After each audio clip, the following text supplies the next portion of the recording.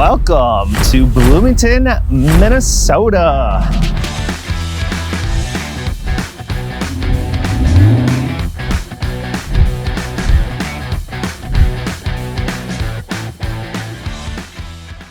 Bloomington is a really cool city just south of Minneapolis and Richfield in the Twin Cities here, where lots of people live. It's the 5th largest city in the state.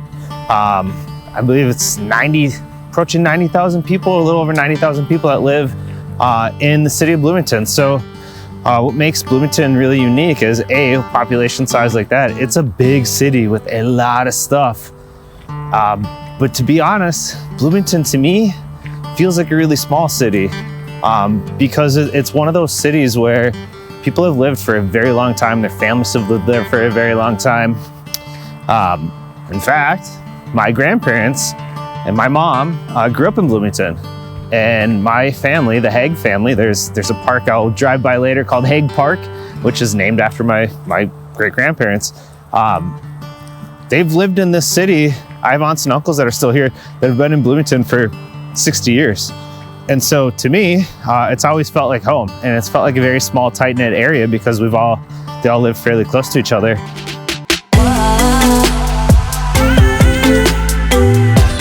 So Bloomington over the last 10 years, it has grown, but it's only grown at about 1%, while the Twin Cities in whole has grown almost 10%. Part of that, it really has nothing to do with Bloomington itself as a non-desirable city, because it's a fantastic place to live. I think it more has to do with the fact that the city is almost fully developed. And so there's not a lot of space to build a lot of new homes and bring a lot of new people in. And so while the city's grown 1%, a lot of that has been through teardowns and rebuilds. There is some land that's been developed in the last 10 years.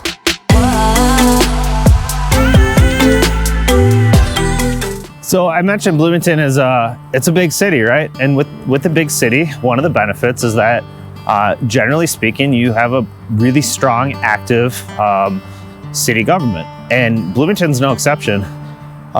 There are 97 parks in the city of Bloomington that are all really well maintained by the city, where you've got places like Bush Lake, which is a really cool lake over in West Bloomington. You can go fish on it. You can kind of boat on it. It's not gigantic, but there's an awesome swimming beach, and you can go in the summertime, bring your family and go swimming in Bush Lake. There's very close to Bush Lake is a place called Hyland Hills, which is the coolest, in my opinion, at least as far as my child brain remembers, was the coolest playground I've ever seen. I don't know if it was actually called Chutes and Ladders, but we called it Chutes and Ladders because if you've ever played the game Chutes and Ladders, there's you land on the one slide and you got to go all the way down to the bottom. Hyland had a bunch of those, and giant old school slides where you'd go up there as a little kid and it felt like you're going forever. There is Bloomington Ice Gardens, which is where the ice rinks are. There's 3 hockey rinks inside of big. The 3rd rink is Olympic sized. I still play hockey in an adult league, and we have a lot of games on that Olympic sheet, which sucks because we're old and lazy and out of shape. But as a kid, man, it was awesome to play. There's a place called the Japanese Garden, which is at Normandale Community College. But there's 97 parks. There's a park called Haig Park, which my grandparents are the Haigs. I don't know that it was named after my grandpa, but someone in my family at some point got the park named after them, which is kind of cool. There's a pond called Adelmann Pond, which I'm Matthew Adelmann. That's also part of my family, kind of cool. But there's 90 acres of trails. There's, I think, in total 180 different miles of trails in the city. So I'm walking on a bridge that's part of the Minnesota Valley Wildlife Refuge. And what's kind of cool about this area in this part of Bloomington is you feel like, aside from a giant freeway up there, you feel like you're in the middle of nature. Some of the other attractions, especially for kids, that the city has to offer is the Bloomington pool. The Bloomington pool is phenomenal. It was updated not too long ago, maybe 10, 15 years ago. Gigantic pool, slides, beach, like it's a super fun place to take your kids in the summer, get a pool pass, and as often as you want to go. The most famous thing in the city of Bloomington is probably the Mall of America. The Mall of America, I hope I don't have to explain it. Most everybody knows what it is, but Mall of America is the largest indoor mall in America. Last time I checked, now it's changed a little bit with 2020 and the pandemic, but I saw a number of 53 million people come to the Mall of America every year, or to the city of Bloomington, which just blew my mind. We're only a state, I think Minnesota in total is 5-ish million, 6 million, 4 million, something like that. So we get 50 some million people that come to the Mall of America, and that's in Bloomington.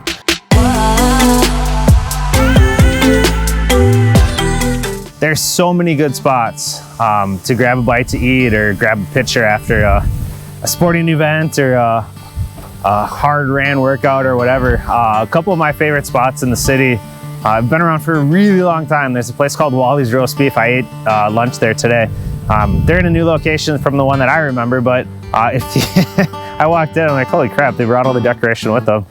It's straight out of the 60s. It's awesome. They specialize in roast beef sandwiches. It's a great lunch spot. If you're over in West Bloomington and happen to be at Dred Scott for a baseball game or softball tournament or something like that, if you go across Old Shakopee Road, there's a place called Zeke's. My uncle lives 2 blocks away from there, and I have no idea how many times I've eaten at Zeke's, but it's got to be almost in the hundreds. Burgers and a pitcher of beer, and that's it. We used to just go sit there and play pool with my cousins and hang out, and I mean, it's amazing. There's a lot of newer places that have popped up too. There's a place called Carmine's, which is a really good, just local American food. One of my all-time favorites, this is old school. My family's been going there forever, called Fong's. It's on Lyndale and 86th maybe. Just awesome Chinese food. Fong's is a staple. We go there all the time when we come back. There's I forget the relation. I think it's Fong's daughter's husband, maybe D. Fong's down in Prior Lake or in Savage, which we go there too. We love Fong's in all of their locations. If you're into dim sum, I do not pretend to be an expert at all, but the Mandarin Kitchen is supposed to be the #1 or #2 place for dim sum in the entire state. That and the Tea Garden, I think, is the other one over in Plymouth that is phenomenal.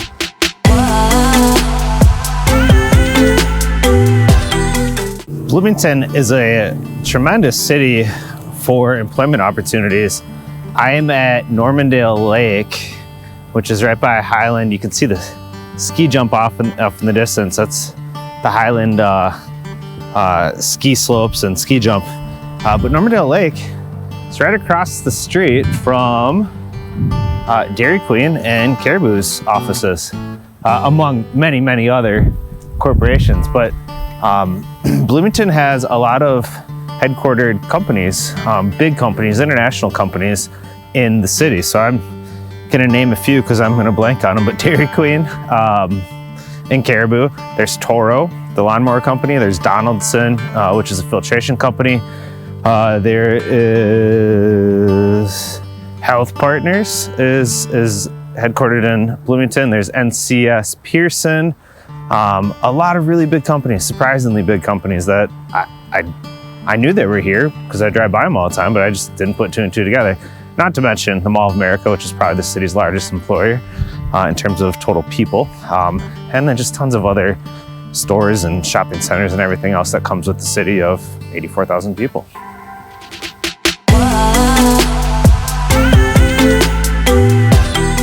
When it comes to the city of Bloomington, there's 10 elementary schools, 2 middle schools, and 2 high schools.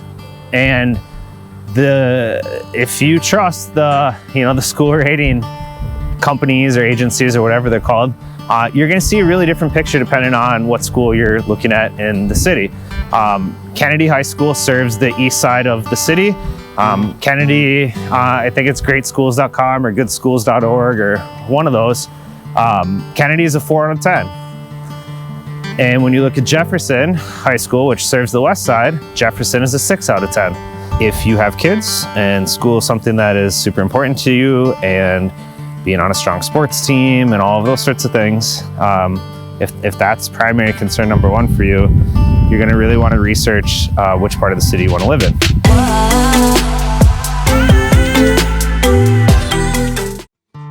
So Bloomington it's a great city to consider living in. If I had to say what are the 3 pros of living in Bloomington, I'd say number 1 is that by and large, housing is affordable and living in the city is affordable. The median house point in Bloomington is less than that of the Twin Cities when you look at it across the country or across the entire city. That being said, Bloomington is large and diverse and has so many options. You can live in a $5 million mansion overlooking the river on your own plot of land surrounded by woods, if that's what you're looking for. Or you can live in a 1950s traditional 2-story and have neighbors right next to you and have that sense of community. So really, you can find almost anything in the city. There's still spots where you can tear down, or there's still spots where there's new development, new construction going up. So housing opportunity in the city is awesome. Secondly, the second pro of the city, I've already mentioned some of the companies that are headquartered here have big offices in Bloomington. I think the employment opportunities in Bloomington are phenomenal. That being said, you're 12, 13, 15 miles away from downtown Minneapolis, downtown St. Paul. You get a lot of people that will live in Bloomington and still commute to the downtowns. It's a great centrally located spot. You are 10 minutes from the airport. The Mall of America's in Bloomington. Like it's still very centrally located and easy to get to wherever. And I think the third pro of Bloomington, when you've got a city over 80,000 people, you generally have a pretty high tax stream for the city. And so you're gonna get a city with a strong city government that is gonna take care of the parks and amenities. And so there's lots to do in this city, and there's lots of stuff that's gonna be maintained and kept up, and just really good areas to bring the family and play and do whatever.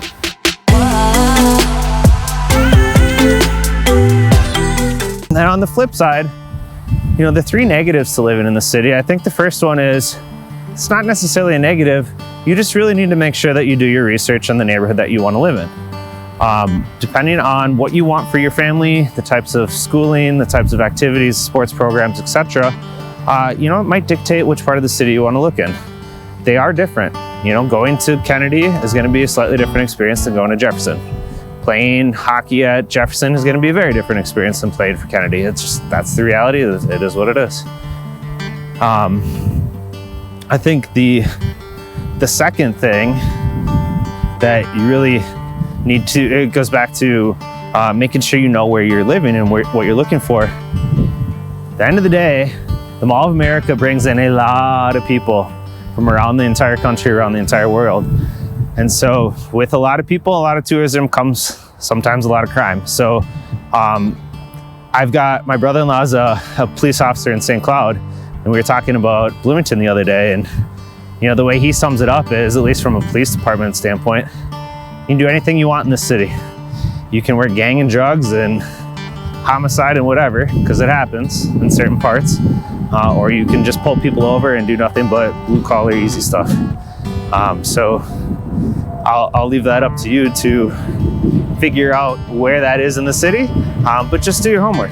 It's just like any big city. There's pros and cons in certain areas. So that's probably con number 2. So con number 3, like with many cities of this size, you're gonna lose a little bit of sense of community, and sometimes it's gonna require some travel to get to places and get things. So I talked about, something like grocery shopping. Chances are you're gonna have to get in your car and drive, 5-10 minutes, sit in a few traffic lights to get to the grocery store. And so it's just a little more of a spread out city. There's a lot to do, but generally speaking, you're gonna have to get in your car to go there. So for some people, not a big deal. For others, if you like the idea of walking down the street to your local Caribou or Starbucks, depending on where you are in the city, you're probably not going to get that.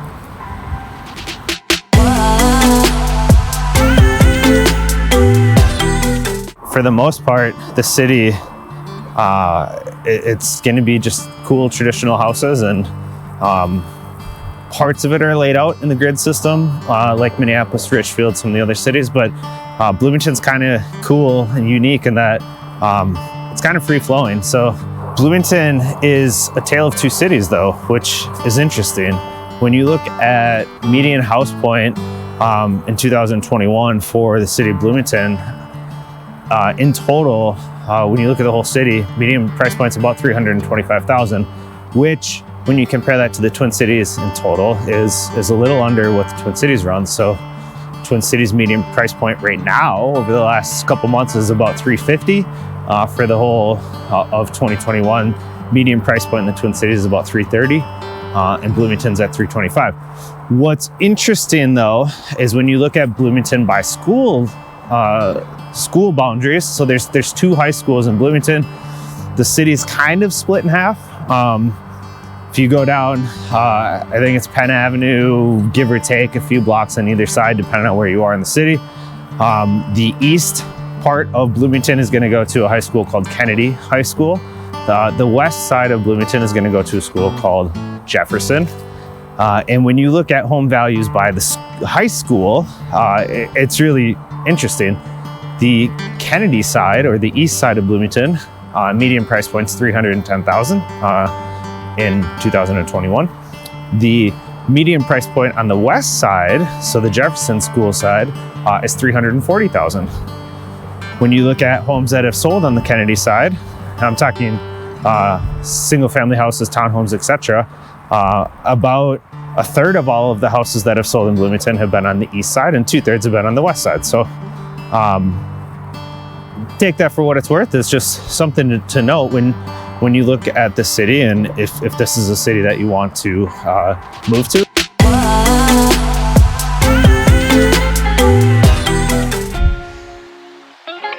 Bloomington's awesome. It's gigantic. It's so diverse across the entire city. You can buy a starter home or starter townhouse, right? In $150,000, $200,000 starter price point range, or you can buy a $5,000 mansion.